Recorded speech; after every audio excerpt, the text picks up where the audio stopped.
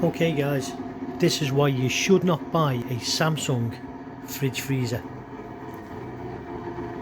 This has been 24 hours a day for the last 5 weeks. Samsung have been out 3 times. The third time as an engineer said that it should be replaced. That was 2 weeks ago. My wife being on frontline work for the NHS can't sleep overnight. Even our neighbours can hear the noise, it's that loud.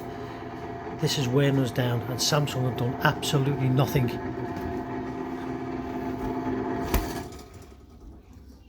Down to the icebox, and apparently there's something gets in behind the walls and expands them, which causes the fan to make the rattling noise.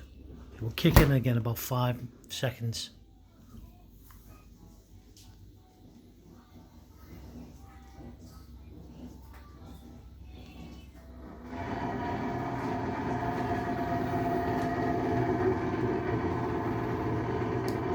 This machine is only 18 months old.